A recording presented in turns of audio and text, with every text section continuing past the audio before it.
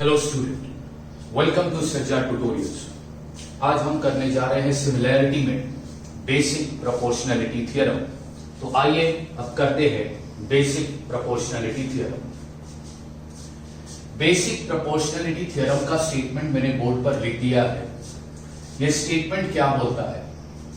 If a line parallel to a side of a triangle intersect the remaining side in two different points, then the line divide those sides in the same proportion. ये statement है basic proportionality theorem का। अब ये statement का मतलब क्या है?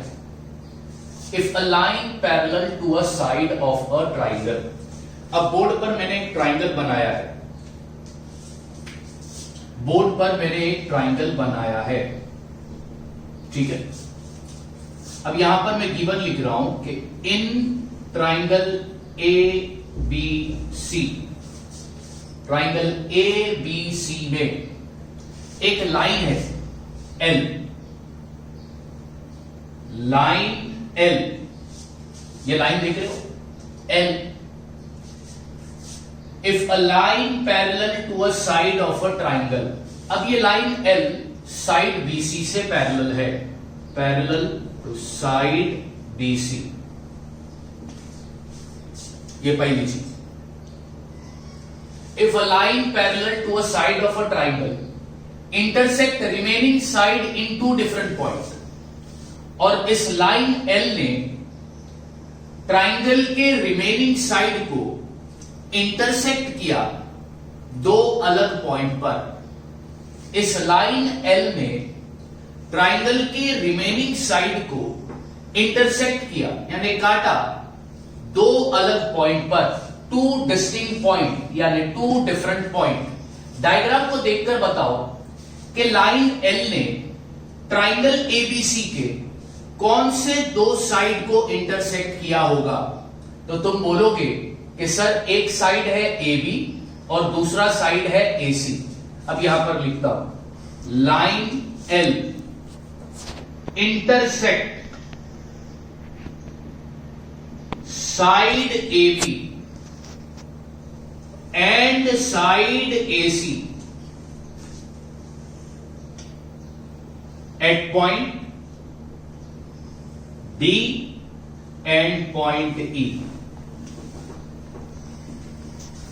Line L ने ट्राइंगल की रिमेनिंग साइड कौन सी है? AB और AC, उसको क्या किया? इंटरसेक्ट किया दो अलग पॉइंट पर। साइड AB को इंटरसेक्ट किया पॉइंट D पर, साइड AC को इंटरसेक्ट किया पॉइंट E पर। If a line parallel to a side of a triangle intersect remaining side in two different point. Theorem के स्टेटमेंट में इफ से लेकर तो देन से पहले तक का जो स्टेटमेंट है, थियरम के स्टेटमेंट में इफ से लेकर तो देन से पहले तक का जो स्टेटमेंट है वो है पार्ट गिवन। वो गिवन पार्ट, वो कौन सा पार्ट है? Given part. और देन से लेकर तो एंड तक, देन से लेकर तो एंड तक, ये पार्ट को हम कहते हैं पार्ट टू बी प्रूव्ड। इस पार्ट को प्रूव करना है। थियरम के स्टेटमेंट में इफ से लेकर तो देन से पहले तक का जो पार्ट है वो है गिवन पार्ट, और देन से लेकर तो एंड तक का जो पार्ट है वो है पार्ट टू बी प्रूव्ड, यानी उस पार्ट को अपने को प्रूव करना है। तो गिवन पार्ट ऑलरेडी मैंने लिख दिया है कि मान लो कि ट्राइंगल ABC है। ट्राइंगल ABC पर एक लाइन L है जो ट्राइंगल की साइड BC से पैरेलल है। फिर सेम लाइन L ने ट्राइंगल की बची कुची साइड यानी कि AB और AC को इंटरसेक्ट किया दो अलग पॉइंट पर। AB को इंटरसेक्ट किया D पर और AC को इंटरसेक्ट किया पॉइंट E पर। यह है गिवन पार्ट। अब प्रूफ क्या करना है वो ध्यान से सुनो। थ्योरम का स्टेटमेंट क्या बोलता है? Then the line divide those side in the same proportion. अब यहां पर सेम प्रपोर्शन का मतलब क्या है? Same ratio. Then the line divide, तो फिर उस लाइन में दोज साइड, दोज साइड यानी रिमेनिंग साइड, दोज साइड यानी remaining side, then the line divides those side in the same proportion. तो उस लाइन ने रिमेनिंग साइड को डिवाइड किया और उनका रेशियो कैसा आएगा, इक्वल। उनका रेशियो कैसा आएगा, इक्वल। देन से लेकर तो एंड तक का जो पार्ट है वो है पार्ट टू बी प्रूव। तो प्रूफ क्या करना है, टू प्रूव लाइन एल ने साइड ए बी को डिवाइड किया, उसके कितने हिस्से किए, 2, AD upon DB। Line L ने साइड AC को भी डिवाइड किया 2 हिस्सों में, वो 2 हिस्से कौन से हो गए, AE अपॉन EC। अब इनका जो रेशियो होगा वो इक्वल होगा। ये कौन बोलता है, बेसिक प्रोपोर्शनैलिटी थ्योरम। कौन बोलता है, बेसिक प्रोपोर्शनैलिटी थ्योरम। तो बेसिक प्रोपोर्शनैलिटी थ्योरम बहुत सिंपल है। अपने पास एक ट्राइंगल होगा, उस पर एक लाइन होगी, वो लाइन ट्राइंगल के एक साइड से पैरेलल होगी। फिर वो लाइन ने रिमेनिंग साइड को इंटरसेक्ट किया होगा 2 अलग पॉइंट पर। इंटरसेक्ट करने के बाद उस साइड के 2 हिस्से हुए होंगे, उन हिस्सों का रेशियो इक्वल होगा। ये बेसिक प्रोपोर्शनैलिटी थ्योरम बोलता है। ट्राइंगल ABC पर एक लाइन L है, जो लाइन साइड BC से पैरेलल है। उस लाइन ने साइड AB और AC को इंटरसेक्ट किया 2 अलग पॉइंट पर, पॉइंट D और E पर। उस लाइन ने साइड AB को भी डिवाइड किया और AC को भी डिवाइड किया। तो इनका जो रेशियो होगा वो इक्वल होगा। ये बेसिक प्रोपोर्शनैलिटी थ्योरम बोलता है और इस थ्योरम को अपन प्रूफ भी कर सकते हैं। अब इसको प्रूफ करेंगे। अब इसको प्रूफ कैसे करेंगे, तो इसको प्रूफ करने के लिए यहां पर हमें कुछ कंस्ट्रक्ट करना होगा डायग्राम में। तो मैं यहां पर लिखता हूं construction.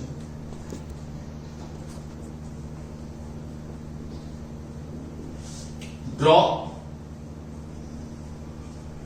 Segment BE and segment CD। Draw segment BE and segment CD। Segment BE और CD अपने को बनाना है। मैंने BE बना लिया और मैंने CD भी बना लिया। ठीक है, ये कंस्ट्रक्ट किया है इस चीज को प्रूफ करने के लिए। ये कंस्ट्रक्ट किया है इस चीज को प्रूफ करने के लिए। गिवन पार्ट थ्योरम के स्टेटमेंट में इफ से लेकर तो देन से पहले तक का जो पार्ट है वो गिवन पार्ट होता है, और देन से लेकर एंड तक का जो पार्ट होता है वो पार्ट टू बी प्रूफ होता है। तो हमने गिवन पार्ट भी लिख दिया है और हमने पार्ट टू बी प्रूफ भी लिख दिया है। अब गिवन पार्ट में मैं एक चीज और ऐड कर देता हूं, सच दैट, अब यहां पर ध्यान से देखना, पॉइंट A, पॉइंट D और पॉइंट B एक ही लाइन पर है, तो वो कौन से पॉइंट हो गए, कोलिनियर पॉइंट। तो ADB ये कोलिनियर पॉइंट हो गया। And point A, point E, point C ये भी एक ही लाइन पर है, तो ये भी कौन सा पॉइंट हो गया, कोलिनियर पॉइंट। तो A', E', C। Collinear point बच्चों किसको बोलते हैं, 9th में हमने पढ़ा है। जब एक लाइन पर 3 या 3 से ज्यादा पॉइंट आते हैं तो उसको कोलिनियर पॉइंट कहते हैं। अब इसको प्रूफ करते हैं। अब यहां पर मैं लिखता हूं प्रूफ।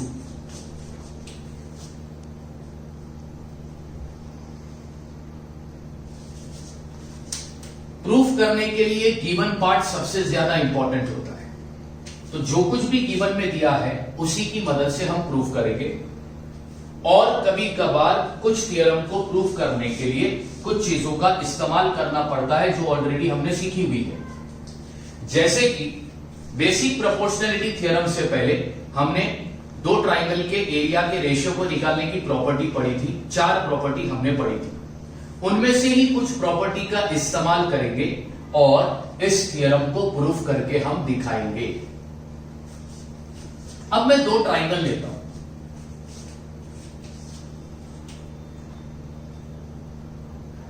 इन ट्राइंगल ADE, ये पहला ट्राइंगल लिया ADE,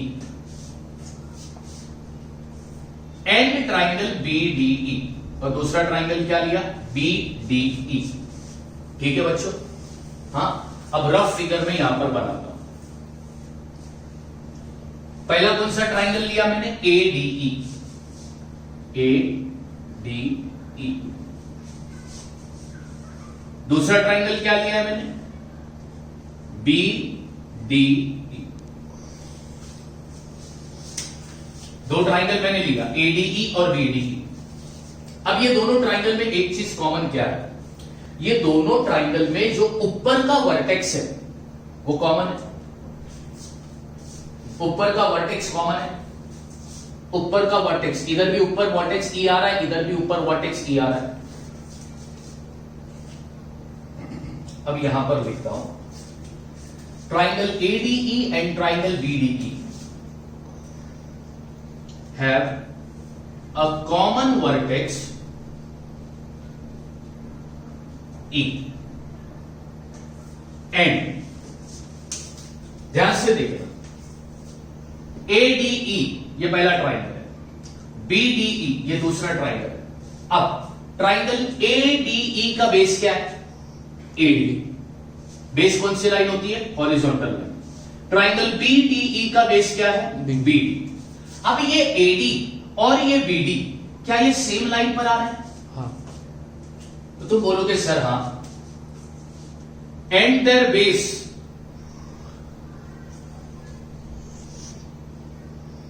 AD and base BD lies on the same line, और वो लाइन का नाम क्या है? AB। ठीक है? अब इससे कुछ याद आया? मैंने बताया था जब दो ट्राइंगल में एक कॉमन वर्टेक्स हो और उन दो ट्राइंगल के बेस सेम लाइन पर आते हो तो उनका क्या इक्वल होता है? हाइट। अब यहां पे लिखता हूं, therefore they have equal height। तो इन दो ट्राइंगल की हाइट कैसी है? इक्वल है। अब अगर ये दो ट्राइंगल की हाइट इक्वल है तो इन दो ट्राइंगल के एरिया का रेशियो क्या होगा? Area of triangle ADE upon area of triangle BDE is equal to B1 upon B2। तो ट्राइंगल ADE का बेस क्या है? ट्राइंगल ADE का बेस है AD और ट्राइंगल BDE का बेस क्या है? BD। यहां पर रीजन लिखेंगे, two triangles with equal height, और इसको मैं दे दूंगा इक्वेशन नंबर 1। तो ये तो एक ट्राइंगल, दो ट्राइंगल की मैंने जोड़ी ले ली, ADE और BDE। अब आगे ध्यान दो,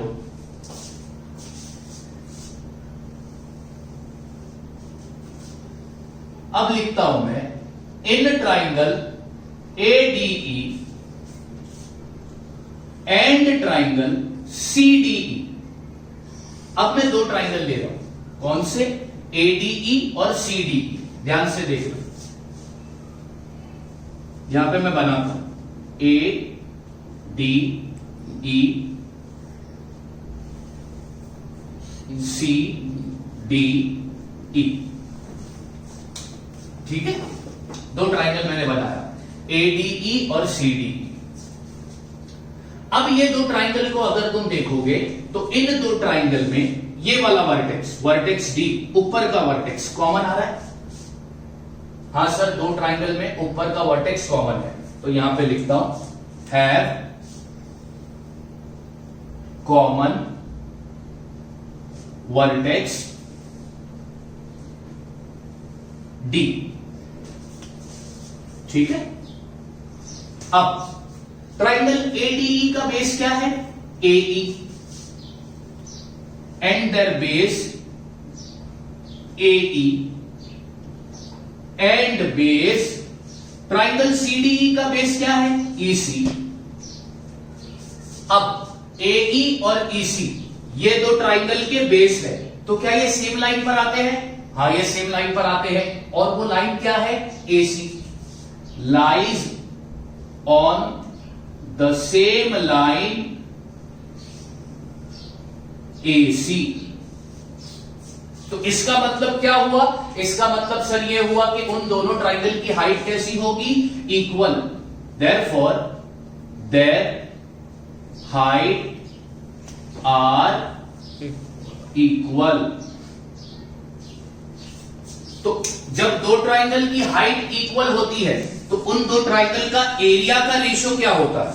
तो उन दो ट्राइंगल का एरिया का रेशियो होगा area of triangle ADE upon area of triangle CDE is equal to B1 upon B2। पहले ट्राइंगल का बेस क्या है? पहले ट्राइंगल का बेस है AE और दूसरे ट्राइंगल का बेस है EC। यहां पे रीजन लिखेंगे, two triangles with common height. और इसको दिया मैंने इक्वेशन नंबर 2। ठीक है, पहले दो ट्राइंगल लिया ADE BDE, दूसरा दो ट्राइंगल लिया ADE CDE। ठीक है, अब गिवन में दिया था कि ट्राइंगल ABC में लाइन L जो है वो पैरेलल है BC से। लाइन L जो है वो पैरेलल है BC से। अब ये इंफॉर्मेशन भी अपने काम का है। लाइन L किससे पैरेलल है? BC से। अब यहां पे लिखता हूं,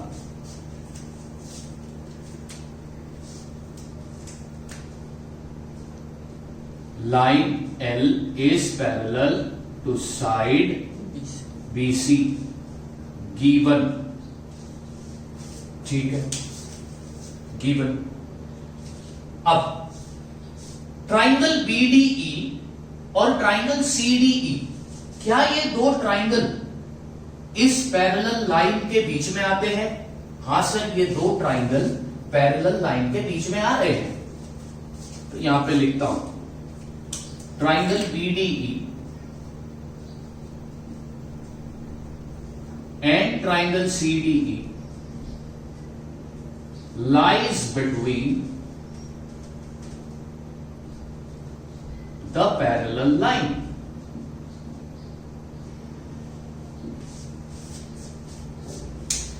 Triangle BDE and triangle CDE lies between their parallel line। ये दो ट्राइंगल पैरेलल लाइन के बीच में आ रहे हैं। एंड अब अगर मैं ये दो ट्राइंगल बनाकर तुमको बताऊं, तो पहला ट्राइंगल है BDE और दूसरा ट्राइंगल है CDE। अब ये दो ट्राइंगल का बेस क्या है? DE है। बेस कौन सी लाइन होती है? हॉरिजॉन्टल लाइन होती है। And they have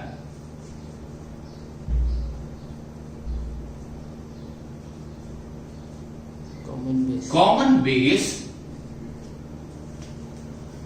DE। उन दो ट्राइंगल का बेस कॉमन है। तो इसका मतलब क्या हुआ? सबसे पहला तुमने बोला कि ट्राइंगल BDE और ट्राइंगल CDE ये दोनों पैरेलल लाइन के बीच में आते हैं। ये भी मैंने पढ़ा है, जब दो ट्राइंगल पैरेलल लाइन के बीच में आते हैं तो उनकी हाइट कैसी होती है? Equal. Therefore they have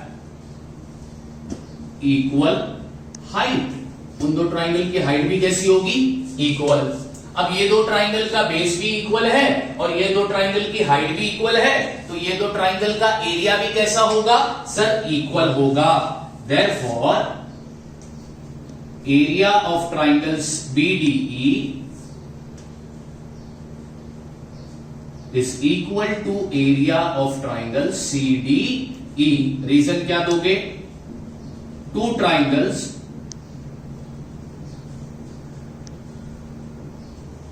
with equal base and height।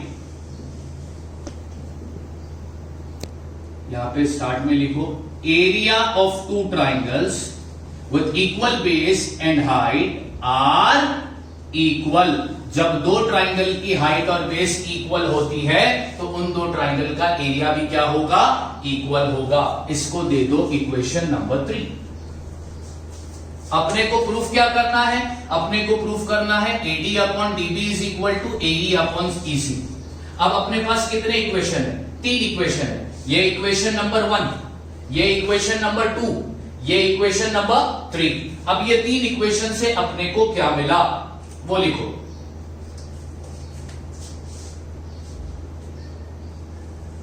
From equation number 1, 2 and 3 we get, अब क्या मिला वो देखते हैं, ध्यान से देखो। इक्वेशन नंबर 1, इक्वेशन नंबर 1 में लेफ्ट हैंड साइड पर है area of triangle ADE upon area of triangle BD। Equation number 2 पे लेफ्ट हैंड साइड पर है area of triangle ADE upon area of triangle CDE। और इक्वेशन नंबर 3 बोलता है कि triangle area of triangle BDE और एरिया ऑफ ट्राइंगल CDE ये दोनों इक्वल है। तो अब क्या मिला, ये दोनों एक दूसरे से क्या हो गए, इक्वल हो गए, हाँ या ना। एरिया ऑफ ट्राइंगल ADE और area of triangle BDE upon area of triangle BDE, और यहां पर area of triangle ADE upon area of triangle CDE, क्या ये दोनों इक्वल है? हाँ सर ये दोनों इक्वल है। कैसे पता चला? From equation number 1, 2 and 3। तो अगर ये दो इक्वल है तो ये और ये भी क्या हो गए, इक्वल हो गए। अब यहां पर लिखता हूं therefore AD upon BD is equal to AE upon EC।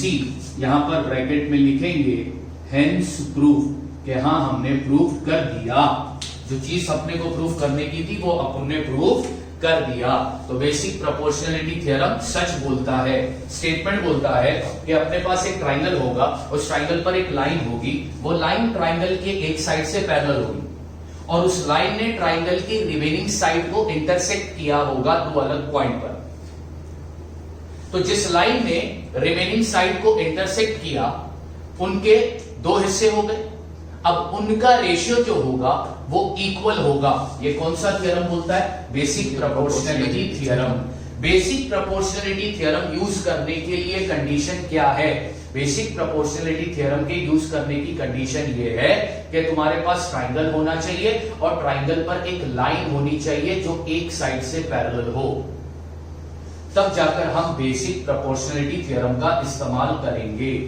BPT क्या बोलता है? ट्राइंगल है, उस पर एक लाइन है, वो लाइन एक साइड से पैरेलल है, वो लाइन ने रिमेनिंग साइड को इंटरसेक्ट किया यानी काटा दो अलग पॉइंट पर। काटने के बाद इन रिमेनिंग साइड को डिवाइड किया, तो इनका जो रेशियो होगा वो इक्वल होगा। ये कौन सा थ्योरम बोलता है? Basic proportionality theorem. और अपन ने बेसिक प्रोपोर्शनलिटी थ्योरम के स्टेटमेंट को प्रूफ करके भी दे दिया कि वाकई में ये स्टेटमेंट सच बोलता है। इस स्टेटमेंट को प्रूफ करने के लिए यानी बीपीटी को प्रूफ करने के लिए अपन ने किसका इस्तेमाल किया? बीपीटी को प्रूफ करने के लिए हम लोगों ने इस्तेमाल किया रेशियो वाली प्रॉपर्टी का। बीपीटी को प्रूफ करने के लिए हमने किसका यूज किया? रेशियो वाली प्रॉपर्टीज का। अब ये बीपीटी का थ्योरम तुम्हें और अच्छी तरह से समझ में आएगा जब तुम यहां पर एक एग्जांपल देखोगे। ये जो एग्जांपल है, ये एग्जांपल तुम्हारे टेक्स्ट बुक के पेज नंबर 12 पर दिया है। पेज नंबर 12 पर सॉल्व्ड एग्जांपल है, उसमें ये सॉल्व्ड एग्जांपल नंबर 1 है। अब ध्यान से देखना ये क्या बोलता है। ये बोलता है कि in triangle ABC DE is parallel to BC।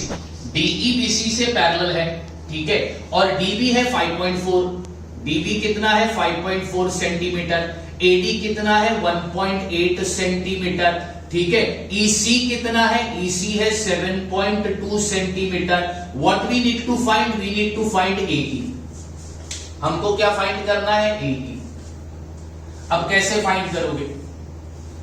क्या दिया है क्वेश्चन में कि ट्राइंगल ABC में DE BC से पैरेलल है, दिया है ना। तो जब ट्राइंगल पर एक लाइन हो और वो लाइन किसी एक साइड से पैरेलल हो तब कौन सा थ्योरम यूज करेंगे? Basic proportionality theorem. कौन सा थ्योरम यूज करोगे? Basic proportionality theorem. अब यहां पर लिखता हूं मैं सॉल्यूशन, ठीक है। सॉल्यूशन में पहला लिखूंगा कि इन ट्राइंगल एबीसी में DE is parallel to BC। ये कहां पर दिया था क्वेश्चन में, तो इसका रीजन क्या लिखूंगा मैं, गिवन। अभी मैंने बताया कि ट्राइंगल हो और उस पर अगर एक लाइन हो और वो लाइन एक साइड से पैरेलल हो, ट्राइंगल की एक साइड से पैरेलल हो, तो हम कौन सा थ्योरम इस्तेमाल करेंगे, बेसिक प्रोपोर्शनैलिटी थ्योरम। तो बेसिक प्रोपोर्शनैलिटी थ्योरम क्या बोलता है, इन हिस्सों के रेशियो क्या होंगे, इक्वल होंगे। तो यहां पे लिखता हूं AD upon DB is equal to AE upon EC। Reason क्या दोगे, by basic proportionality theorem. Exam में तुम ये पूरा लिखना, मैं यहां पर शॉर्ट फॉर्म में लिख रहा हूं बट तुम्हें पूरा लिखना है। अब क्या करोगे, अब वैल्यू डाल दो। AD कितना दिया है, तो AD दिया है 1.8, DB कितना दिया है 5.4, AE अपने को फाइंड करना है तो AE का AE लिखता हूं, EC कितना दिया है 7.2। जब दो फ्रैक्शन के बीच में इक्वल की साइन हो तो वो क्या होगा, क्रॉस मल्टीप्लाई। तो 5.4 मल्टीप्लाई होगा AE से और 1.8 मल्टीप्लाई होगा 7.2 से। फिर AE अपनी जगह रहेगा, AE अपनी जगह रहेगा, 1.8 इंटू 7.2 भी अपनी जगह है। अब ये 5.4 मल्टीप्लाई से यहां आ गया तो क्या हो गया, डिवाइड हो गया। क्लियर, डिवाइड हो गया। अब इसको डिवाइड करो, देखो मैं 18 का टेबल लिखता हूं। 18 3 जा 3 8 जा 24, 3 1 जा 3 प्लस 2 5, यानी 18 के टेबल में 54 आ रहा है। तो अब इसको डिवाइड कैसे करेंगे, तो ये हो जाएगा 0.1 अपॉन 18 के टेबल में किसमें आ रहा है 3 जा, तो ये हो जाएगा 0.3। क्या हो जाएगा 0.3।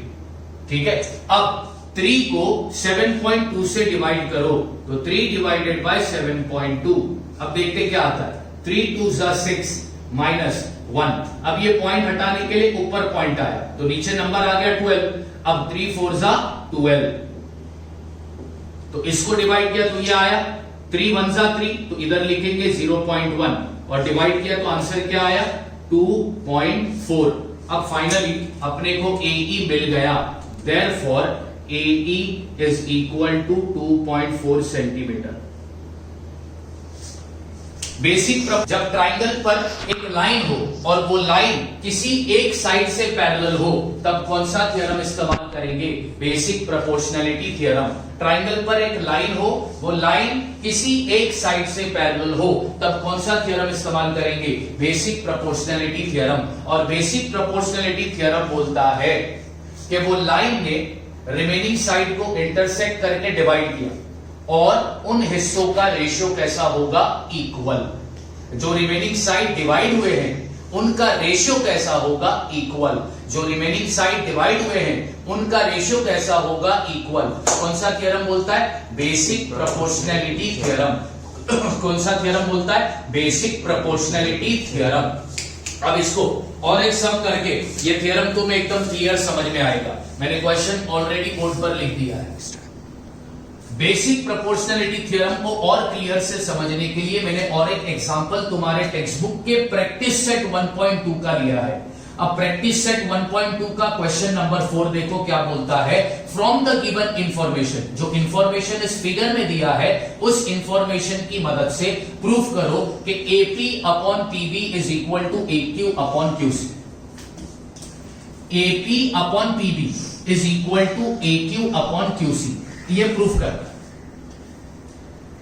क्वेश्चन में कहीं पर भी इंफॉर्मेशन जो दिया है उसमें ये नहीं बोला है कि PQ is parallel to BC, नहीं बोला। अगर ये क्वेश्चन में देता कि PQ is parallel to BC and proof that AP upon PB is equal to AQ upon QC, तो तुम क्या बोलते, सर ट्राइंगल पर एक लाइन PQ है जो BC से ऑलरेडी पैरेलल है, तो इसका मतलब इसका रेशियो और इसका रेशियो इक्वल होगा। कौन सा थ्योरम बोलता है, बेसिक प्रोपोर्शनैलिटी थ्योरम। मैं हमेशा कहता हूं कि बेसिक प्रोपोर्शनैलिटी थ्योरम को यूज करने की कंडीशन क्या है, कंडीशन एक ही है कि ट्राइंगल पर एक लाइन हो और वो लाइन ट्राइंगल की किसी भी एक साइड से पैरेलल हो, तब जाकर हम यूज करेंगे बेसिक प्रोपोर्शनैलिटी थ्योरम। लेकिन इस क्वेश्चन में कहीं पर भी ये नहीं बोला कि PQ BC से पैरेलल है, तो डायरेक्टली हम बेसिक प्रोपोर्शनैलिटी थ्योरम इस्तेमाल नहीं कर सकते। इस बेसिक प्रोपोर्शनैलिटी थ्योरम को इस्तेमाल करने के लिए सबसे पहले अपने को यह प्रूफ करना होगा कि यह PQ BC से पैरेलल है। अब इसको कैसे प्रूफ करेंगे, तो ध्यान देना, जब भी प्रूफ दैट आएगा तो हम सॉल्यूशन में ऐसा लिखेंगे, प्रूफ। अब क्या बोलता है, फ्रॉम द गिवन इंफॉर्मेशन, क्या इंफॉर्मेशन दिया है, तुम्हें दिया है angle P is equal to 60 degree and angle B is equal to 60 degree given. इससे क्या साबित होता है, इससे यह साबित होता है कि angle P is congruent to angle B।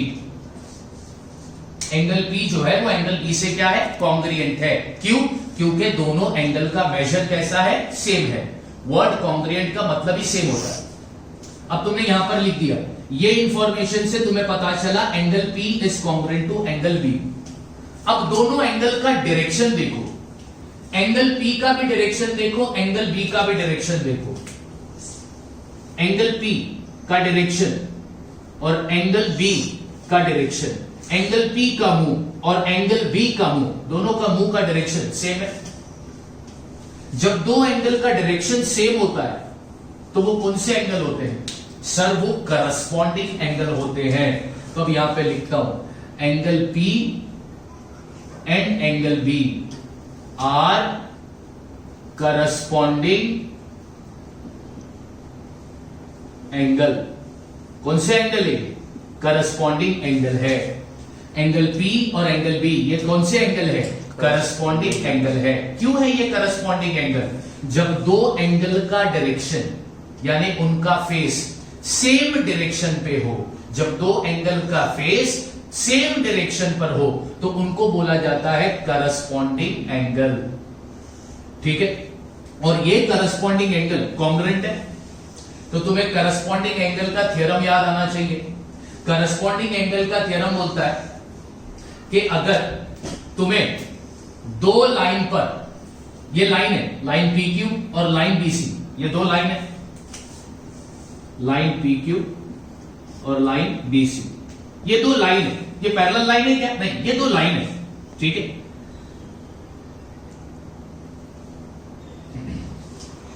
और उस पर ये दो तुमको एंगल मिले, एंगल P और एंगल B, ये कौन से एंगल है, करस्पॉन्डिंग एंगल है। दो लाइन है आमने सामने और उस पर तुमको दो एंगल मिले, करस्पॉन्डिंग एंगल, और वो दो करस्पॉन्डिंग एंगल कॉन्ग्रुएंट है।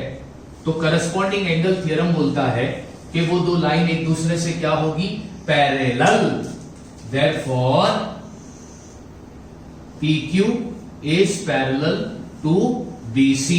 रीजन क्या दोगे, करस्पॉन्डिंग एंगल थ्योरम। समझ रहे हो मेरी बात, मैंने क्या बोला, जिसने 9th में पढ़ा होगा उसको पता होगा। ये दो लाइन है PQ और ये लाइन है BC। अब इन दो लाइन को एक लाइन काट रही है AB। दो लाइन को काटने वाली लाइन ट्रांसवर्सल कहलाई जाती है। ट्रांसवर्सल के आने के बाद तुमको दो एंगल मिले, एंगल P और एंगल B, और दोनों एंगल का मेजर 60 डिग्री है और दोनों एंगल का डायरेक्शन सेम है। तो ये हो गए करस्पॉन्डिंग एंगल, और करस्पॉन्डिंग एंगल कॉन्ग्रुएंट है। तो अगर करस्पॉन्डिंग एंगल कॉन्ग्रुएंट है तो वो जिस लाइन पर मिले हैं वो लाइन एक दूसरे से क्या होगी, पैरेलल। कौन सा थ्योरम, करस्पॉन्डिंग एंगल थ्योरम। अब तुमने साबित कर दिया कि PQ BC से पैरेलल है, और इसको दे दो equation number 1।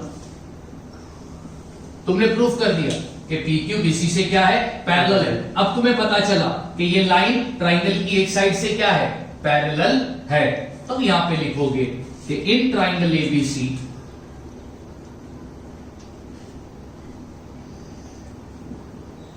PQ is parallel to BC। कहां से मिला, इक्वेशन 1 से मिला। देयरफॉर तो इनके रेशियो एक दूसरे से क्या होंगे, equal. AP upon PB is equal to AQ upon QC। कौन सा थ्योरम बोलता है ये?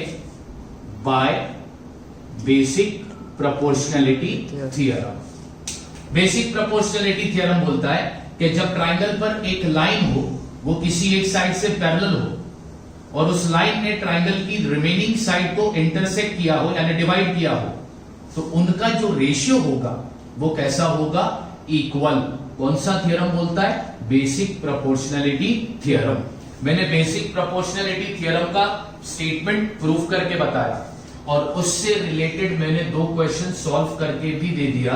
और ये बच्चों, ये बात ध्यान में रखना कि बीपीटी का इस्तेमाल तभी करना जब एक ट्राइंगल पर एक लाइन हो, वो किसी एक साइड से क्या हो? पैरेलल हो। कंडीशन ही हो उसकी। बात समझ में आ गई? अब अगले वीडियो में मैं तुम्हें बीपीटी का कन्वर्स सिखाऊंगा यानी अपोजिट।